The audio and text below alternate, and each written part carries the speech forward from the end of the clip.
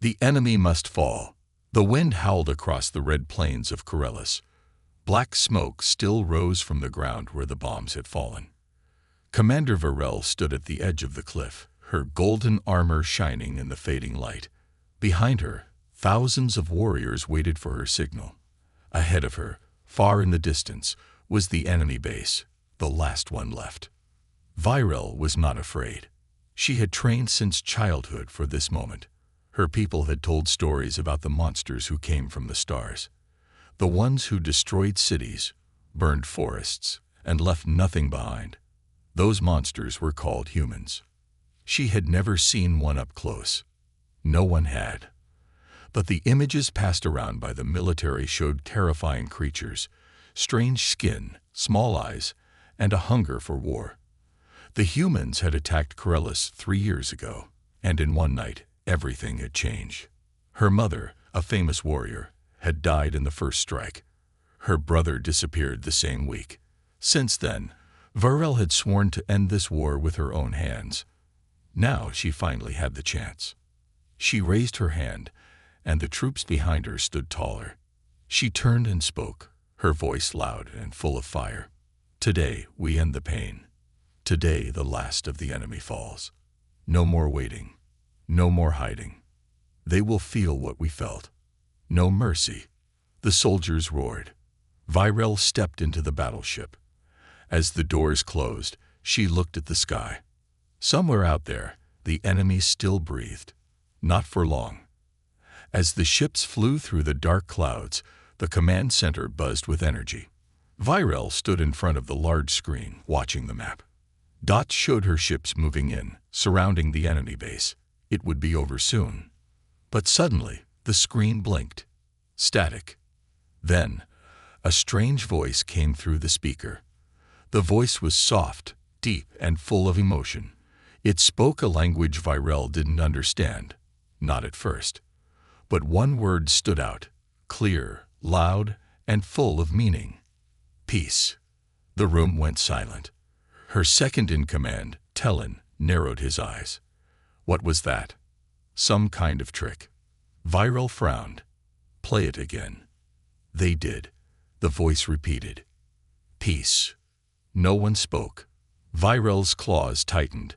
This changes nothing, she said sharply. They speak of peace now, but where was their peace when our cities burned? No one answered. The silence was heavy. She turned back to the screen. Prepare the ground strike. We go in fast and hard. No survivors. The attack began at dawn. Varel led the first team into the enemy base. The outer gates were open, like they had been abandoned. She moved with caution, her eyes sharp, weapons ready. But what she saw inside made her stop. There were no traps, no dead bodies, no signs of a last stand. Instead, she found small things. A cup, a book, a child's drawing taped to a wall. The place felt lived in. Her soldiers began to spread out. They searched every room, every corner. They found food, beds, toys, and something even more shocking, photos. Varel picked up a picture from a table. It showed a group of beings standing together. They had soft skin, strange eyes, and strange clothing. And they were smiling. One of them was holding a child.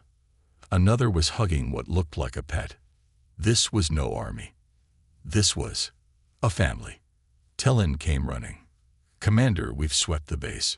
No weapons, no soldiers, just civilians.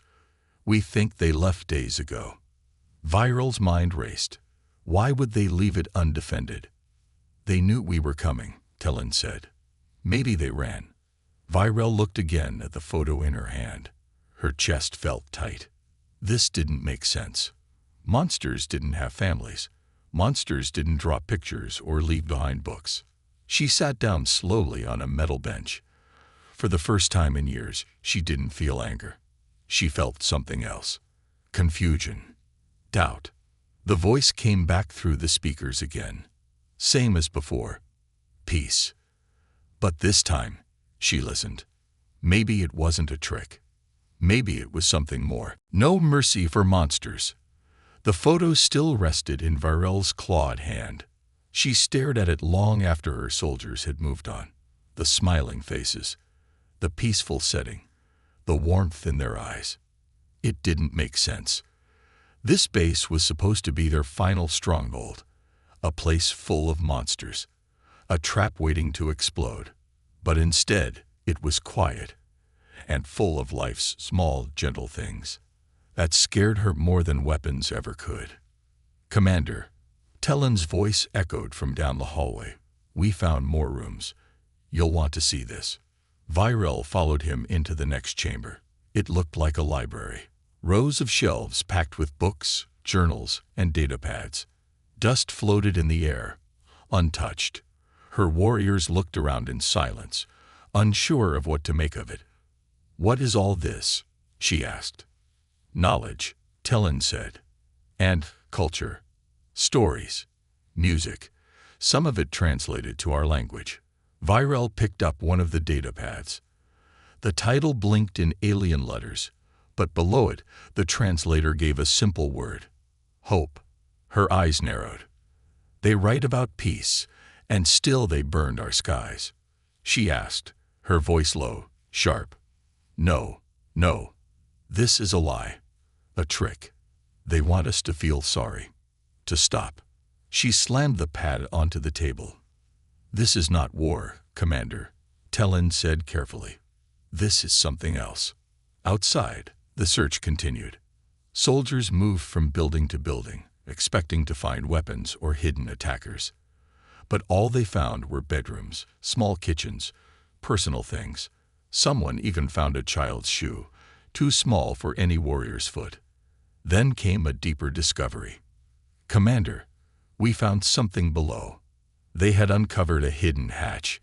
It led into an underground shelter. Virel descended with her team, her heart beating faster with every step. The room below was cold and dark, but full of supplies. And in the center was a strange device, a hologram projector. Talon activated it. And suddenly, a human appeared in front of them.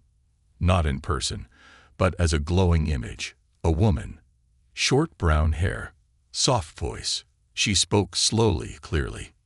"If you are hearing this," the message began, "then we are already gone. We left this place not because of fear, but because we believe in peace. We do not want war. We never did. But someone out there does, and they will keep pushing us until one of us breaks." The room was silent. "To whoever finds this, please, ask yourself, who started this war? Who told you we were the enemy? We are just humans. We want to live, like you." Then the image flickered and faded. No tricks, no threats, just a message, a plea. One soldier finally broke the silence. "Commander, are we the bad ones?" Virel glared at him. Enough. But inside, her heart was shaking. She remembered the stories from her childhood, how the humans had arrived in giant ships, firing at anything that moved, how her people screamed and ran as their cities burned, how she was told to fight, to hate, to never forget. But what if those stories were not the full truth? She remembered the voice in the message. It wasn't the voice of a monster. It was someone who had lost something too. That night, Virel didn't sleep. She sat alone outside the base, looking up at the stars. They were beautiful, quiet. Nothing like the war. She thought about her mother, about her brother, about the photo of the smiling human family. Were they gone too? Suddenly, a rustle behind her. She turned fast, ready to strike, but paused. It was a prisoner. One of her soldiers had captured him earlier that day. A human male, small, thin, and injured. He had tried to escape and was now being dragged before her. "Commander," the guard said, "we found him hiding near the forest edge. Orders." Virel looked into the human's eyes. He didn't beg. He didn't speak. He just stared back with pain and something else. Recognition. She stepped forward. "Do you understand me?" The human blinked. Then, slowly, he nodded. "Why are you still here?" she asked. He coughed. "Looking for my family." Viral stiffened. "They're not in the base." "I know," he said. "They left without me. When the attack started, I stayed back to stop the fight." "Stop the fight?" Viral echoed. The human nodded again. "Not all of us want war." That hit something deep inside her. She stood tall. "This changes nothing," she told herself. And yet, everything was already changing. She had seen their homes, their photos, heard their words. She had met one, face to face. He didn't look like a monster. He looked tired, hurt, alone, just like her. The face behind the helmet. The human sat on the cold floor, wrists bound with energy cuffs. His skin was pale, bruised, and his clothes were torn. Yet, his eyes held no fear. Commander Varel stood in front of him, arms crossed, claws tapping her armor slowly. Her soldiers surrounded the room, weapons ready. She didn't give the order to hurt him. Not yet. For a long time, she said nothing. Then she stepped closer. "Tell me your name," she demanded. The human blinked slowly, his lips dry and cracked. "James," he said, voice raspy. "James Carter." She stared at him. This was it. The enemy. The one her people had feared for years. The destroyer of cities. The killer of her kind. But James Carter didn't look like a killer.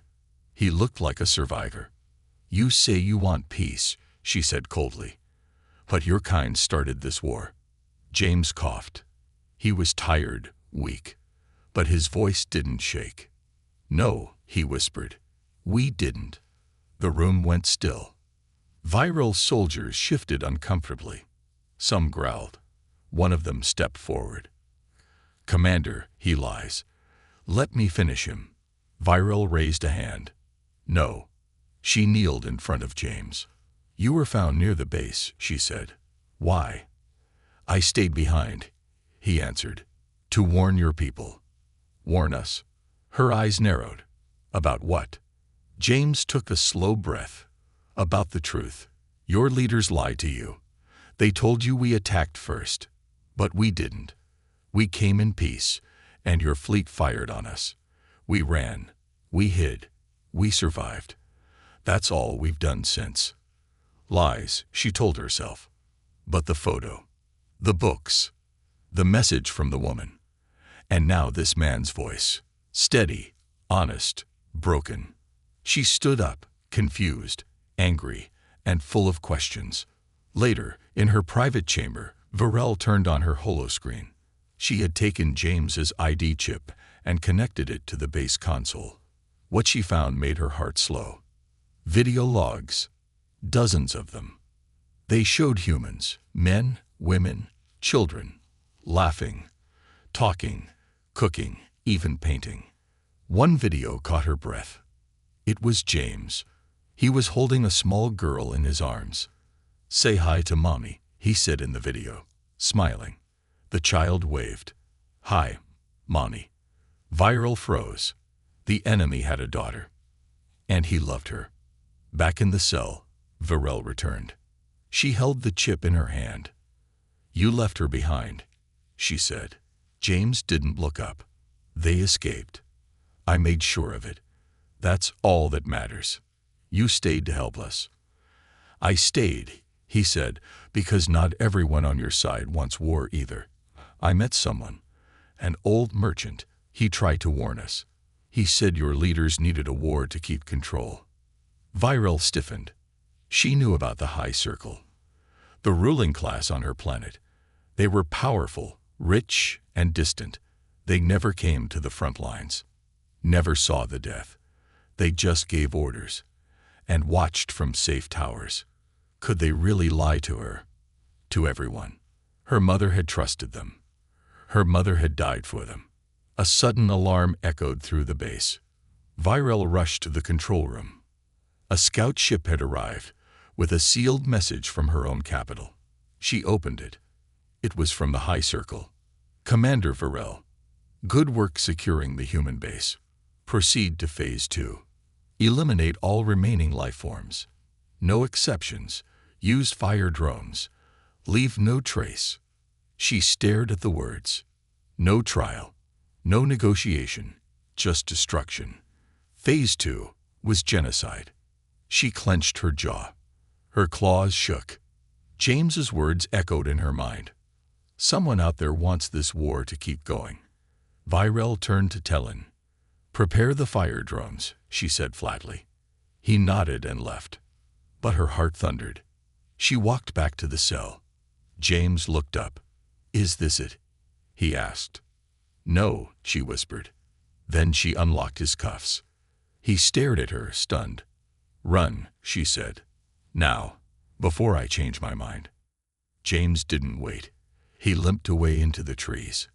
But just before he vanished, he turned. Thank you. She didn't answer. She just watched him disappear into the night. Back at the base, Tellin waited near the drone controls. All is ready, he said. One command, and everything burns. Virel nodded slowly. She approached the console. She raised her hand to give the signal, but she didn't speak. She couldn't.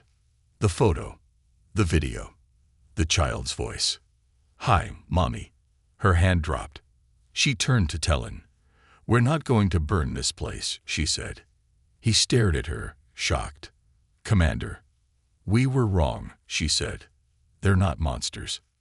She took off her helmet. For the first time, I saw the enemy's face. She paused, and it looked just like mine. The truth was twisted. The fire drones never launched. Instead, they sat in silence, fully charged, fully ready, but untouched. Commander Virel stood alone in the control chamber, staring at the blinking light on the console. One press of a button, and the human base would vanish in flames. But she couldn't do it. Something inside her had cracked open. The stories she'd believed her whole life were no longer solid. The monster she had seen in her mind had a name, a daughter, a voice. And now that voice haunted her. We didn't fire first. She had let the human go. It was a crime against orders, a crime against her oath. But it felt right. Still, doubt burned inside her like acid. Was she a fool or finally awake? The next morning, Virel called Tellin to her quarters. He arrived with tension in his steps, his eyes full of confusion and caution. You disobeyed direct command, he said quietly. Do you know what that means? I do, Virel replied. Then why? She turned to the holoscreen. It still showed the message from the High Circle, the cold, final command to wipe the humans out without mercy. They want to erase them all, she said, her voice tight. Not because they're dangerous, but because they're inconvenient. Tellin frowned. You're saying, this war is a lie. I'm saying we need proof, she said. Real proof. If I'm wrong, I'll finish the job myself. But if I'm right. She didn't finish the sentence. She didn't need to. That night, Virel and Tellin sneaked into the deep vaults of the human base, areas their teams hadn't searched yet. They found an encrypted room, locked by alien tech. But James's ID chip had left behind a code in the system. Inside, they discovered hundreds of files. Not human files. Corellian files. Stolen messages, intercepted transmissions, secret orders, all hidden away by the humans. Virel activated the first message. A voice came through. It wasn't human. It was her own general. Phase 1 is successful. The humans did not retaliate as expected. Begin Phase 2. Leak footage of burning villages. Shift the narrative. Make them monsters. Make our people angry enough to fight. Virel's knees almost buckled. Her claws scraped the table. Tellin went pale.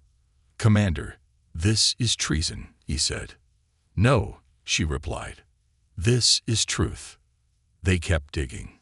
One video showed a hidden meeting, a gathering of Corellian leaders and weapons dealers. They were celebrating, laughing, toasting to the profitable war. Once this is over, we control the resources of 3 systems. one voice said.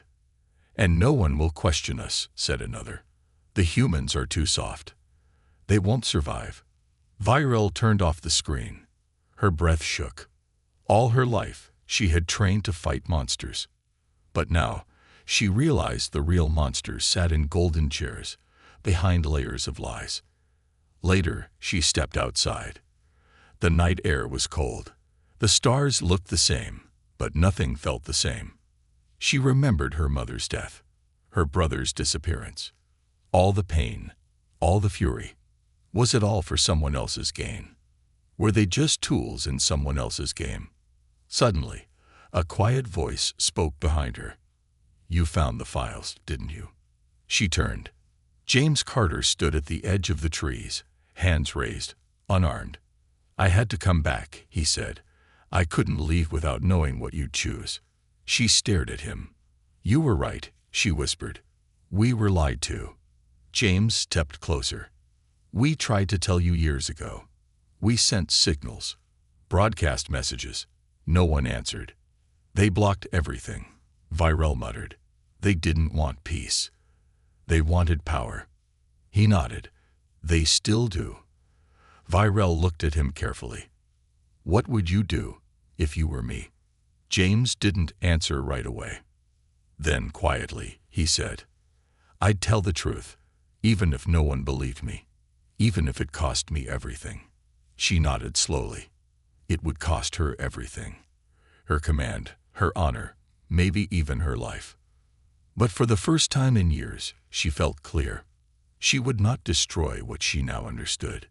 She would reveal it, expose it, no matter the cost. The next day, she called a secret meeting of her most trusted soldiers. Some listened in silence. Some shouted. Some called her a traitor. But others looked shaken, just like she had been. Tellen stepped forward. I saw the files myself, he said. She's telling the truth. A long pause followed. Then one voice rose. I won't follow a coward who sides with the enemy. A soldier said, stepping away. Viral didn't stop him.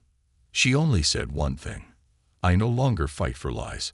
I fight for those who deserve to live. That night, Viral sent a coded message into deep space. A signal. It was dangerous, illegal, and true. She attached the stolen files, the secret orders, the videos, and one final message recorded in her own voice. To anyone who receives this, my name is Commander Viral of the Corellian Strike Force. I was told the humans were monsters. I believed it. I led war after war. But now, I know the truth. We were made into weapons, lied to, controlled, but no more. Let this message spread. Let the truth be louder than the war. Then she pressed send. In a distant space station, a small human outpost received the signal. A technician blinked at the screen. Sir, you're going to want to see this. Fire or forgive. The warship hovered like a silent god above the forest. It was the largest vessel in Viral's fleet. The Scourge of Dawn, armed with enough firepower to turn a planet into dust. Inside, the crew moved like machines, following orders without questions. The target had been marked. Coordinates locked. The system was ready. All that remained was one final voice command from the commander. Viral. But she stood frozen, her voice trapped somewhere between her heart and her throat. Time was running out. Commander, Tellen said carefully, the countdown has begun. We have less than 15 minutes to issue the strike order or control passes to the High Circle's override. Viral nodded. She had heard the message. The High Circle wasn't waiting anymore. They had sent a direct communication. Destroy the base. Wipe them out. Show no weakness, or be replaced. And worse, if you do not obey, the message had ended. Consider yourself a traitor. She knew what that meant. Execution. Or worse, exile. Her name erased. Her family legacy turned to ash. Her honor shattered forever. But still, her hand hovered above the console. Just one word, just one command, and everything below would burn. including the last proof of the truth, including the last chance for peace. Behind her, a voice spoke. Soft, familiar. You don't want to do this. She turned. James Carter stood there, pale but calm. He had returned again, risking death to speak with her one last time. How did you even get in here? She asked. He shrugged. You left the forest door unlocked. She almost smiled. Almost. James walked forward slowly, hands empty. I know what they're telling you. That this will end the war. That this will protect your people. He paused. But what if this is the war? What if it ends only when one person refuses to pull the trigger? Viral looked down at the screen. A red light blinked. Steady, hungry, waiting. The ship was aimed at the ruins of the human base. Most had fled, but not all. Scanners still showed faint signs of life. Children, elderly. One small group, refusing to run again. She thought of her mother, her brother, the faces she'd seen in those human photos. She thought of the girl in the video. Hi, Mommy. Tellen stepped closer. Commander, he said, more tense now. If you don't give the order, they will. And they will kill everyone, including us, including you. I know, she whispered. He lowered his voice. Then please, just say the word. End it. For your own safety. She turned to face him. Her voice was steady. My safety isn't more important than the truth. 5 minutes left. The override would activate soon. A cold mechanical voice echoed from the ship's AI system. Auto control in T-300 seconds. James stepped beside her now. Let me speak to them, he said. Let me try to evacuate whoever's left. You won't have time, she replied. I don't care, he said. If I can save even one. Viral stared at him. No armor, no weapon, just a human with a broken voice and a fire that refused to die. He reminded her of someone. He reminded her of her. She made her decision. Tellen, she said. Yes, Commander. Seal the fire console. Remove my voice print. He blinked. What? Do it, she said. I will not burn innocents. Not again. Not for their lies. Tellen hesitated. Then, slowly, he obeyed. The red light stopped blinking. The console dimmed. Auto control was locked. The ship would not fire. Silence filled the room. James let out a long breath. You did it, he said. Viral wasn't smiling. No, she said. Now, they'll come for me. And they did. Minutes later, a priority signal arrived. The high circle's symbol flashed on every screen. A voice filled the chamber. Sharp, cold, venomous. Commander Varel, you are relieved of duty. You are hereby charged with treason. Your fleet is no longer under your command. Prepare for retrieval. The crew shifted. Tension grew. Viral stood tall. I gave no order to fire, she said to the voice. I will not murder the innocent. Then you have chosen death, the voice replied. So be it. Suddenly, something unexpected happened.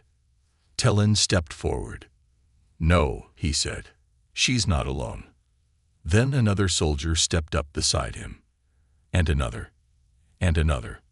One by one, her warriors formed a wall around her. You taught us to question, one said. You showed us their lies, said another. We follow truth, Tellen added. Not tyrants. A high circle's voice hissed. You dare stand against us? Viral answered, voice sharp as steel. Yes. In the control tower, James smiled softly. For the first time, he saw the thing humans feared most in war. Not weapons, not armies, but something far more dangerous. A soldier who starts thinking for herself. One warrior, two worlds. They came for her at sunrise.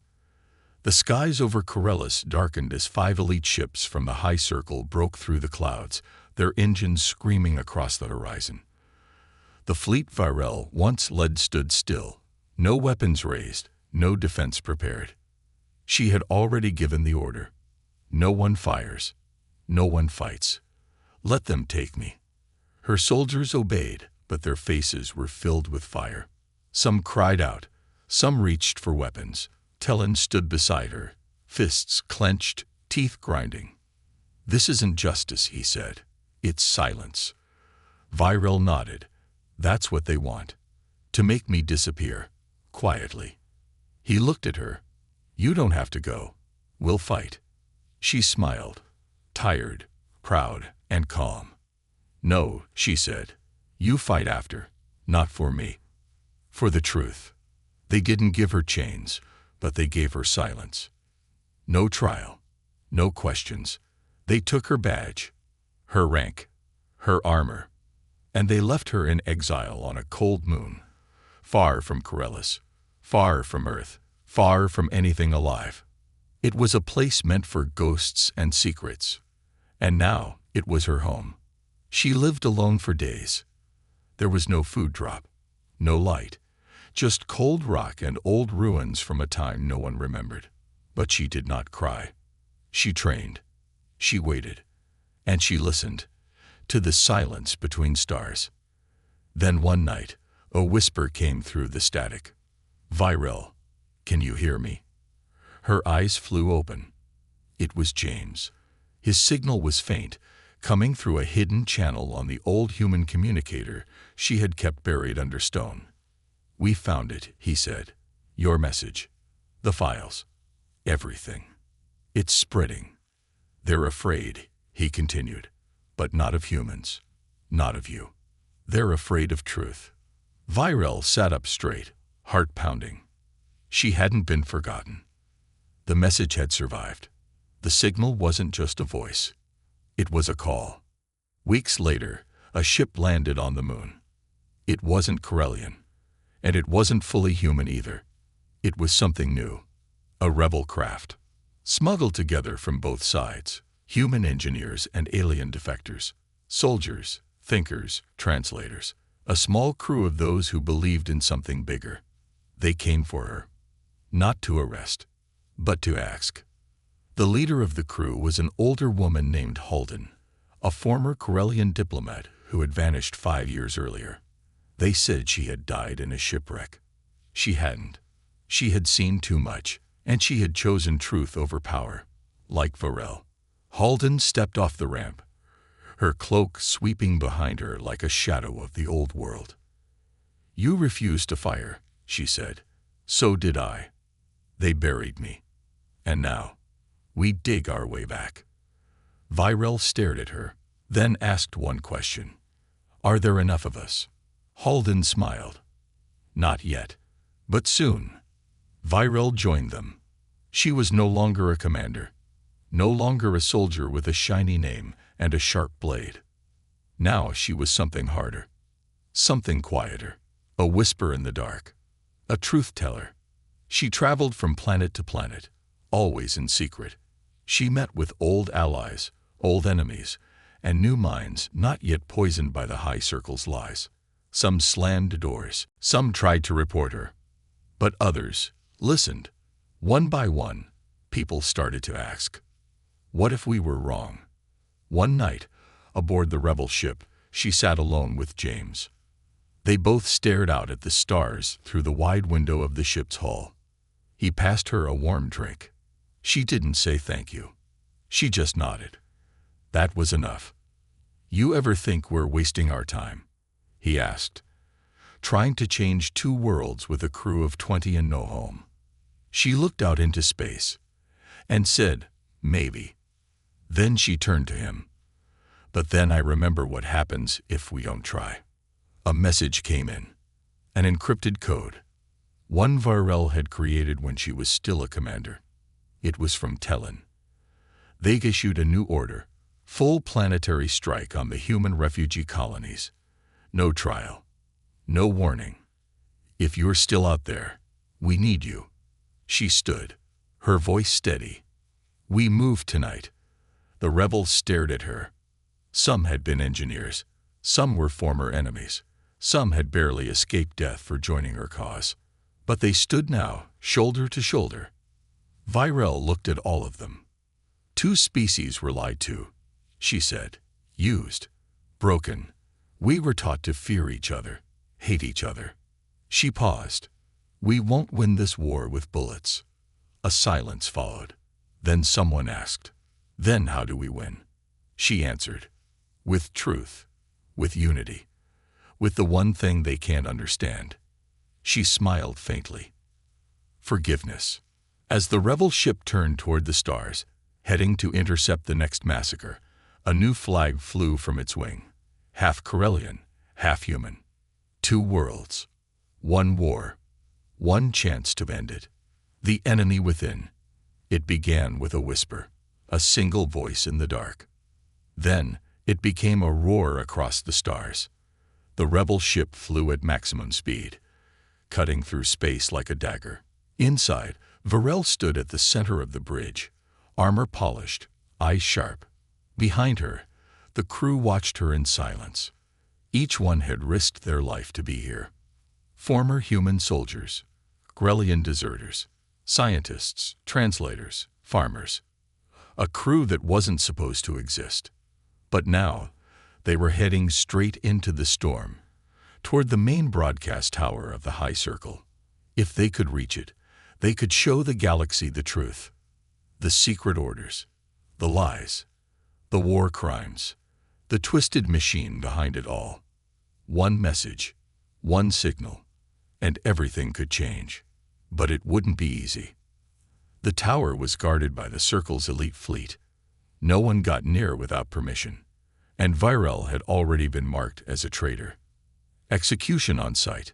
She knew what she was walking into, but she didn't flinch. James stood beside her, adjusting his suit. You sure about this? No, she said, but that's never stopped me before. He smiled. You've changed. So have you, she said. Then she looked ahead. Let's change the rest of the galaxy next. As they approached the planet, alarms blared. Enemy ships swarmed like hornets. They fired warnings, then real shots. The rebel ship shook violently. Sparks flew. Shields dropping. One of the crew shouted. Virel grabbed the rail. Get us close enough to crash into the side of the tower if we have to. Just get us in. They didn't argue. The ship dove hard. Through clouds. Through fire. Through walls of laser. It slammed into the tower's lower docks. Half crashing, half landing. Metal screeching. Systems dying. Smoke filled the halls. But Virel was already on her feet running. Behind her, a small team followed. James, Halden, Tellen, and a few others. Their mission was simple. Reach the core and upload the truth to every network in the quadrant. The world would see. The world would choose. They raced through the tower's corridors. Guards attacked. Some they stunned. Some they fought. Some laid down their weapons when they saw her. That's Virel. I thought she was dead. Why is a human with her? Questions rose. And doubt. The enemy was beginning to think. That was dangerous. For the High Circle, they reached the core chamber. The final door stood before them, sealed with royal encryption. Only one voice could open it now. Virel stepped forward. She placed her hand on the panel. The AI scanned her. Voice print recognized. Status: Exiled Commander. Do you wish to revoke exile and execute emergency override? She didn't hesitate. Yes. The door opened. Inside was the heart of the tower, giant data pillars glowing with knowledge, wires twisting like vines, and in the center, the global broadcast node. Virel inserted the drive. The files loaded. The message cooed. She took a deep breath and hit record. Her face appeared across 1,000 screens. To Corellian soldiers mid-march. To human refugees huddled in caves. To cities, villages, spaceports, war zones. Everywhere. My name is Virel, former commander of the Corellian strike forces. I was raised to hate, to kill, to believe humans were the enemy. I led invasions. I followed orders. I watched worlds burn. And I was wrong. She uploaded the footage. The stolen orders. The intercepted calls. The faces of leaders laughing over death. And then she showed something else. James. His family. The girl's video. "Hi, Mommy." Then she ended with words no one expected. "I don't want revenge. I want peace. And I believe the only way forward is together." You don't have to believe me. But ask your leaders why they fear this message. Ask why truth needs to be silenced. And decide, not as human or Corellian, but as people. Will you keep obeying, or will you finally see? The feed cut. Silence. Then, uproar.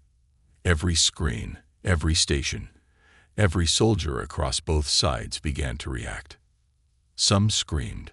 Some cried. Some dropped their weapons. Some started marching toward the High Circle's palace. Not to serve, but to question. Back in the tower, alarms shrieked. A voice roared through the speakers. "Varel, you have doomed us all." It was the High Circle's leader. He appeared on a nearby screen, red eyes blazing. "You think you've won. You'll never be a hero. You're a traitor." Varel stepped close to the screen, her voice calm. "You created a war to stay in power. I ended it with the truth." Then she shut it off. Outside, fleets began to turn. Some surrendered. Some joined the rebellion. The war didn't end in one day. But that day, it began to end. Later, in a peaceful corner of space, a new council gathered. Humans, Corellians, others, not diplomats, not politicians, just survivors, people who had lived the war. They created something new, not an empire, not a kingdom, but a bridge. Varel never returned to power. She didn't want to. She became a teacher, a guide, a name children whispered when they studied the stars. James stayed too, building, translating, raising his daughter in a world no longer divided. And on quiet nights, when the stars were bright, the two of them would sit by the window, watching the galaxy heal. Because one warrior refused to press the button. Because one human believed peace was still possible. Because truth, once spoken, can't be erased. The end